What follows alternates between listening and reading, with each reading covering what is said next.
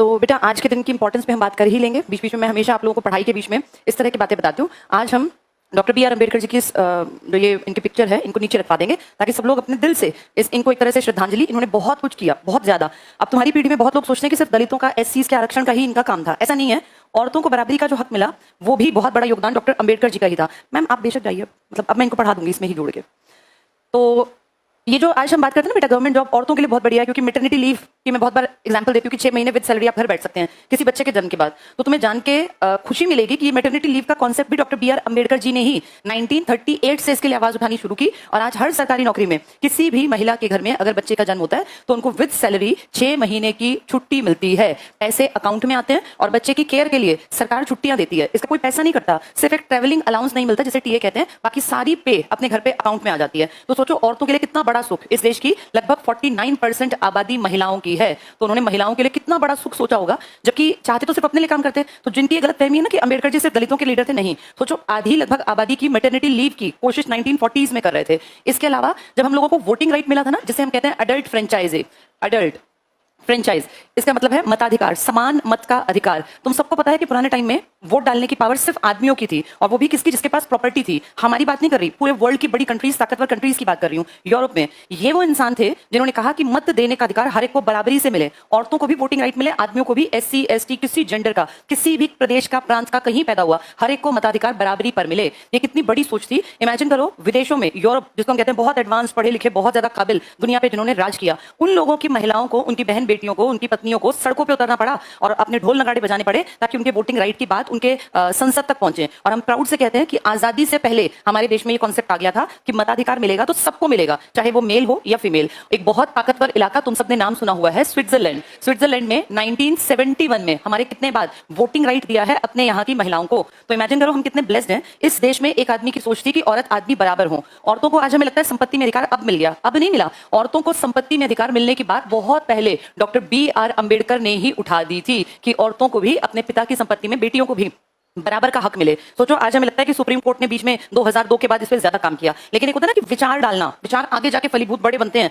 लेकिन उस विचार का जो बीज था वो डाला था उस टाइम पर डॉक्टर बी आर अम्बेडकर ने। कितना बड़ा योगदान है। कोई कैसे इस चीज को भूल सकता है कि औरतें आज बराबरी की हकदार है। इसके अलावा उन्होंने उस टाइम पे कहा था कि अगर किसी की शादी बहुत ज्यादा खराब हो तो औरतों को भी अपने पति से तलाक लेने का हक हो। ये हिंदू कोड बिल एक आया था जो उन्होंने पेश किया था, लेकिन उस टाइम के बड़े से बड़े लीडर्स ने कहा कि ये हमारे धर्म की औरतों के साथ जानबूझ के ऐसा एक वो बना रहे हैं स्ट्रेटेजी ताकि हमारे धर्म की औरतों पर गलत प्रभाव पड़े। उस टाइम लोग इनकी बात को नहीं समझे और इन्होंने अपने पद से त्यागपत्र दे दिया कि मेरी बात को तुम आज समझ नहीं पा रहे, शायद मैं समझा नहीं पा रहा, तो मैं इस पद पे रहने लायक भी नहीं हूं। आज हमें कितना नॉर्मल लगता है कि किसी भी औरत की अगर शादी बहुत खराब है, बहुत ज्यादा उसको एक्सप्लॉइट करते हैं, मारपीट करते हैं, दहेज के लिए प्रताड़ित करते हैं, तो वो जैसे एक आदमी तलाक लेने का हकदार था, ऐसे ही एक औरत भी तलाक लेने की हकदार है। उसको संपत्ति में बराबर का हक मिलेगा, उसे मैटरनिटी लीव मिलेगी। ये सब चीजें जो आज तुम्हें बहुत आसान दिख रही है ना, इनके लिए बहुत बड़ी लड़ाई लड़ी डॉक्टर बी आर अम्बेडकर ने। और दलितों के लिए तो लड़ी ही लड़ी है। ये तो मैं औरतों की बात कर रही हूँ, दलितों की लड़ाई को तो हम भूल ही नहीं सकते। उन्होंने कितना ज्यादा काम किया। तो ऐसे इंसान को आने वाली पीढ़ियां जानती रहें, ऐसा ना हो ये कहीं परतों में दब जाएं। लेकिन देखो इन्होंने इतना सब कुछ करने के बाद 1956 में, जिस साल इनकी डेथ हुई थी 6 दिसंबर को, उससे कुछ दिन पहले इन्होंने अपना धर्म परिवर्तन कर लिया और हिंदू धर्म को छोड़ के ये चले गए थे बौद्ध धर्म में। और इनकी पावर का अंदाजा इस बात से लगाओ कि इनके धर्म परिवर्तन के ही अगले दिन लाखों लोगों ने अपना धर्म बदला जो सब इनसे इंप्रेस थे। उन सब ने हिंदू धर्म छोड़ दिया और बौद्ध धर्म की तरफ वो कन्वर्ट हो गए। यानी इस अकेले व्यक्ति में इतनी पावर थी कि ये राजनीति तो क्या, हर चीज को प्रभावित कर सकते थे। इनकी डेथ के टाइम पर, जैसे इनका जो अंतिम संस्कार किया गया था ना, वो बौद्ध धर्म विधि के अनुसार किया गया था, जबकि आजीवन ये रहे थे हिंदू धर्म से जुड़े हुए। दलितों के लिए काम करने वाले, हिंदुओं के लिए काम, इसके महिलाओं के लिए काम करने वाले और हिंदू कोड बिल लाने वाले इकलौते एक चेहरे के रूप में आज तक इनकी पहचान है। और जैसे तुम सुन रहे हो ऐसे अगली पीढ़ियों तक ये बातें पहुंचाना बेटा, वरना ये कहीं दब जाएंगी, दफन हो जाएंगी। हर साल जब भी इनका जन्मदिन, मैं सिर्फ इनकी बात नहीं कर रही। देखो हमने 23 मार्च को भगत सिंह, राजगुरु, सुखदेव की बातें की, नेहरू की, गांधी की, अंबेडकर जी की या सुभाष चंद्र बोस की। हर एक की याद में जब जब कोई दिन आता है तो उन चीजों को वापस याद करना चाहिए, तभी ये ज्ञान अगली पीढ़ी तक पहुंचेगा। किताबें जितना बताती हैं ठीक है, लेकिन किताबों से अलग भी तो बहुत सारी चीजें हैं ना जो लाइफ में उतारनी होती हैं। तो औरतों की बराबरी के लिए सबसे पहला जो बड़ा कदम उठाया वो डॉक्टर बी आर अम्बेडकर ने था। पढ़ाई करने के लिए सावित्रीबाई फुले जी बहुत बड़ा नाम अपना एक स्थान रखती हैं। हम सब जानते हैं सावित्रीबाई फुले जी इस देश की पहली महिला शिक्षिका थी। वो एक लेडी होने के नाते उन्होंने बहुत काम किया, लेकिन अगर कहें कि किसी देश, इस देश के कानून व्यवस्था में औरतों को बराबरी दिलाने का हक, तो वो सावित्रीबाई फुले जी ने नहीं दिलाया था। उन्होंने पढ़ाई पे काम किया, वो बराबरी की बात की थी doctor B are Ambedkar ji ने। तो बहुत महान शख्सियत के मालिक थे उस जमाने में। सोचो लंदन पढ़े उस टाइम पर, अमेरिका पढ़े, अमेरिका लंदन पढ़ना आज भी सपना है। और बहुत सारे अमीर बच्चे आज भी काबिलियत की कमी के चलते पैसे होने के बावजूद वहां एडमिशंस नहीं ले पाते। एक बड़ी बात क्या है, आर्ट्स तो पढ़ी इन्होंने साइंस भी पढ़ी। ये साइंस और आर्ट्स के, ह्यूमैनिटीज के मिक्सचर वाले सब्जेक्ट पढ़ते थे, बहुत सारी डिग्रियां की। इनका दिमाग, इनका सोचने का तरीका एक होता है कि जिसका कंपैरिजन ना हो पाए, उस लेवल का था। बहुत ज्यादा रिस्पेक्ट थी, बहुत रिगार्ड था, लेकिन टाइम लगा लोगों को समझने में कि इस आदमी की काबिलियत क्या है। इनफैक्ट जब देश में संविधान सभा बन रही थी तो इसके इलेक्शन हुए थे और इस संविधान सभा के इलेक्शन में उठना पड़ता था। जैसे आज तो आम चुनाव होते हैं, तब आम नहीं, लेकिन चुनाव थे। संविधान सभा में सीट थी, उन सीट्स में से एक बड़ी सीट हुआ करती थी बंबई, और हम सबको पता है कि बंबई से खासा रिलेशन रहा है डॉक्टर BR अम्बेडकर जी का। ये महाराष्ट्र के ही तो हैं, इनकी जो जड़ें हैं ना वो महाराष्ट्र की हैं। पैदा हुए थे महू में, मध्य प्रदेश में, कारण इनके पिताजी ट्रांसफरेबल जॉब में थे। इनके पिताजी उस जमाने में अंग्रेजों की आर्मी में सूबेदार के पद पर थे। हम सब जानते हैं कि इनके ट्रांसफर होते हैं, जो ये सेना में होते हैं। उस टाइम पे वो कैंटोनमेंट एरिया में मध्य प्रदेश में थे। वहां के बाद अगर देखें जड़ें कहां की, क्योंकि फौजी बेटा किसी गांव का भी तो होता ही है, किसी इलाके का, वो इनका था बंबई के आसपास का इलाका। मतलब उस टाइम बंबई को समझ लो आज का गुजरात, महाराष्ट्र। यहां की सीट से संविधान सभा का इलेक्शन लड़ा तो पूरे देश के ताकतवर बड़े नामी गिरामी लीडर्स, जिनको आप स्वर्णिम अक्षरों में अंकित करके बैठे हैं हम इतिहास की किताबों में, उन सबने एक गुट बनाया और कहा कि किसी कंडीशन पर संविधान सभा की बंबई की सीट से अम्बेडकर को नहीं जीतने देना। और सबने पुरजोर कोशिश की कि ये हार जाएं, और जो उनकी मनचाही थी वही हुआ। बंबई की सीट से डॉक्टर BR अम्बेडकर हार गए। लेकिन इन्होंने अपना मन छोटा नहीं किया। इनको था कि किसी भी कंडीशन पे मुझे जीतना है, ये नहीं तो कोई और सीट। इन्होंने फिर बंगाल की सीट पर, जब इलेक्शन का टाइम हुआ, क्योंकि अलग अलग टाइम होते थे, बंगाल की सीट पर मुस्लिम लीग की मदद ली। उस टाइम का बंगाल यानी आज का बांग्लादेश भी है। मुस्लिम लीग ने इनकी मदद की और बंगाल की एक सीट पर ये इलेक्शन जीत गए, और वहां से जीतने के बाद ये संविधान सभा के मेंबर बन गए। ये घटना जो मैं बता रही हूँ 1946 की है। अगले साल देश आजाद हुआ और भारत के 3 हिस्से बढ़ गए, एक भारत, एक पाकिस्तान, एक पूर्वी पाकिस्तान। और जिस सीट से ये जीते थे ना, वो चली गई पूर्वी पाकिस्तान में। तो एक बड़ी टेंशन हुई कि अब क्या करें। लेकिन सोचो, इन्होंने महज कुछ महीनों में अपनी इमेज ऐसी बना ली थी उस बंबई की बेल्ट के लोगों के दिमाग में, बिहार तक की बेल्ट में, कि इस आदमी के बिना संविधान लिखा नहीं जाएगा। ये ब्रिलियंट दिमाग का आदमी है, बहुत तेज दिमाग, और इन्हें सब कुछ पता है। अच्छाई बुराई दोनों को एनालाइज करने की पावर रखते हैं। लॉ ये पढ़े हुए हैं, साइंस स्ट्रीम इन्होंने पढ़ी, ह्यूमैनिटीज आर्ट्स इन्होंने पढ़ा, तो इनकी बराबरी का हमारे पास दूसरा कोई आदमी नहीं था। इसीलिए वो सीट तो चली गई पाकिस्तान में, पूर्वी पाकिस्तान में। फिर उस टाइम पर डॉक्टर राजेंद्र प्रसाद के दिमाग में ये काम, बल्कि उनसे पहले BN राव, ये बहुत इंटेलिजेंट आदमी थे बेटा। और आप जानते होंगे BN Rao international court of justice तक जाने वाले भारतीय थे, पता होगा ना सब लोगों को। हाँ, बेनेगल नरसिंह राव इनका पूरा नाम था। BN राव जी ने कहा भारत में, ये बेटा हमारे संविधान को लिखते टाइम संवैधानिक सलाहकार थे, ये एडवाइजरी बोर्ड के मुखिया थे। तो इन्होंने हमारे अध्यक्ष थे डॉक्टर राजेंद्र प्रसाद, उन्हें कहा कि तुम संविधान लिखोगे कैसे, अम्बेडकर के बिना तुम्हारा काम नहीं चलना। इनके ऊपर दबाव बनाया कि कुछ भी करके, हमें नहीं पता, लेकिन अम्बेडकर को तुम्हारे इसमें शामिल होना चाहिए, तब तुम्हारा संविधान पूरा लिखा जाएगा, वरना तुम बीच में ही अटके रहोगे। और ये आजादी के बाद बहुत प्रॉब्लम्स आने वाली हैं। राजेंद्र प्रसाद जी के दिमाग में बात बैठ गई कि अगर BN राव कह रहे हैं तो हमें अम्बेडकर जी को ले लेना चाहिए, क्योंकि बहुत काबिल आदमी है। इन्होंने उस टाइम पर बाल गंगाधर खेर नाम के एक आदमी थे, जो बंबई की पूरी बेल्ट के हेड थे। एक तरह से जैसे आज CM बनते हैं ना, उस टाइम उस पोस्ट का नाम PM था, प्रधानमंत्री।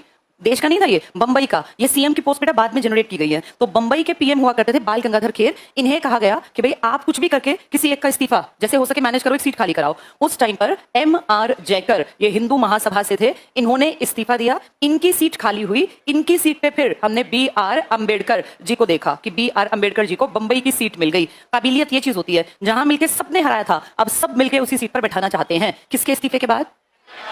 और बंबई का हेड कौन है उस टाइम पर? और BG खेर के ऊपर किसने दबाव बनाया है? और उनको वो राय किसने दी है?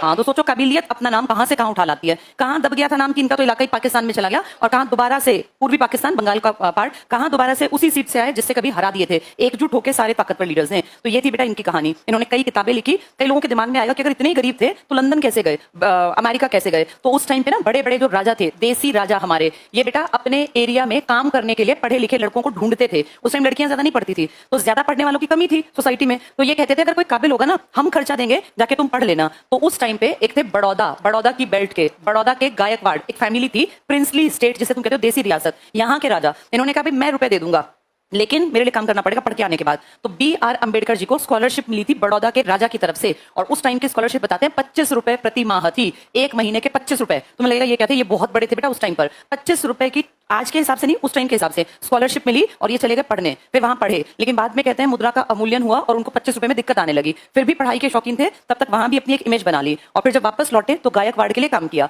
लेकिन काम करते करते इतना इंसल्टेड फील हुआ, क्योंकि जब काम कर रहे हैं इनके दफ्तर में जाते तो वहां जो ब्राह्मण समुदाय के लोग थे उनका व्यवहार बहुत ही गलत था। जैसे PN जो होता है ना, वो कोई ब्राह्मण था मान लो, तो उसे लगता है कि ऐसी लड़का अफसर बन के बैठा मुझसे पानी मांग रहा है, मुझसे फाइल मांग रहा है। तो इनकी किताब में, आत्मकथा में लिखा है इतना खराब अनुभव था, फाइल का गट्ठा लाके मेरे मुंह पे फेंक गए। और जब ये उतरे ट्रेन से कि भाई बड़ौदा में मुझे जाके अपना काम संभालना है, तो जिस पोस्ट के लिए चुने गए थे उस पोस्ट पे अधिकारी बैठते थे। और जब कोई ट्रेन, उस जमाने में ट्रेन थी, ट्रेन से आके उतरता तो उनका फूल माला से स्वागत करते, बहुत सारे लोग उनको लेने जाते। लेकिन जब ये उतरे ट्रेन से तो वहां कोई नहीं था, कोई फूल माला छोड़ो, कोई पूछने भी नहीं आया। फिर जाके जब ये पहुंचे वहां पे तो एक खराब सा कमरा पकड़ा दिया जिसमें पता नहीं कितने साल से ना पेंट ना सफेदी और टूटा फूटा सामान था। जाके खुद उस कमरे की सफाई की। अगले दिन दफ्तर गए तो वहां ये व्यवहार था कि फाइलें मुंह की तरफ फेंक गया। तो इनके मन में आया कि शायद मैं काम नहीं कर पाऊंगा, और ये काम कर नहीं पाए। फिर वहां से ये कई जगह और भी गए। फाइनली समझ में आ गया कि पूरे समाज की सोच विचारधारा बदलनी पड़ेगी, और इसको बदलने के लिए सबसे बड़ा हथियार क्या हो सकती है? शिक्षा। तब बेटा फिर इन्होंने एजुकेशन के फील्ड में बड़े काम किए और अपनी कम्युनिटी के लोगों को कहा कि अगर मैं इतना झेल रहा हूं, जिसको ज्ञान है, समझ है, तर्क शक्ति है, तो तुम लोगों के बच्चों को कितना झेलना पड़ेगा। इसीलिए कम से कम अपने बच्चों को पढ़ा दो ताकि वो बराबरी की बात सोच पाए, समझ डेवलप कर पाए। वहां से बेटा ये शिक्षा का कॉन्सेप्ट निकला इनके दिमाग में कि सबको पढ़ाना चाहिए। और फिर इनकी एक बहुत बड़ी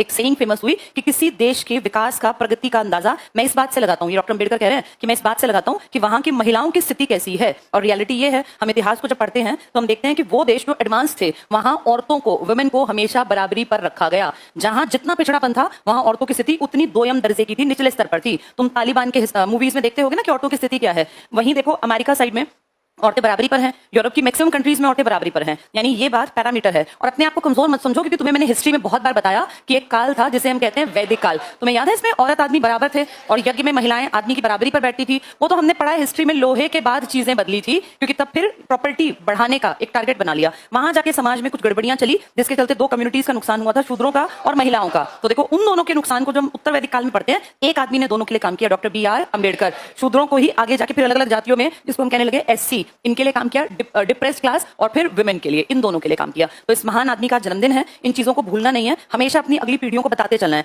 आजादी के बाद बहुत लंबी यात्रा हम तय कराए, पर अभी भी बराबरी के लिए जद्दोजहद है, अभी भी बराबरी के लिए संघर्ष है। कोशिश करेंगे उसमें जितना हो सके कि बराबरी में योगदान दे सकें, अपने अपने पार्ट पर काम करेंगे, अपने अपने घरों में काम करेंगे। कुछ सालों बाद जो बच्चे पैदा होंगे उन्हें बराबरी का माहौल मिल जाएगा, क्योंकि जब तुम 40-50 साल के होगे, जब नई पीढ़ियां आ रही होंगी, तब तक ये चीजें बहुत नॉर्मलाइज हो जाएंगी कि बेटा बेटी होने पर बराबर की खुशी मनाएंगे। चलो।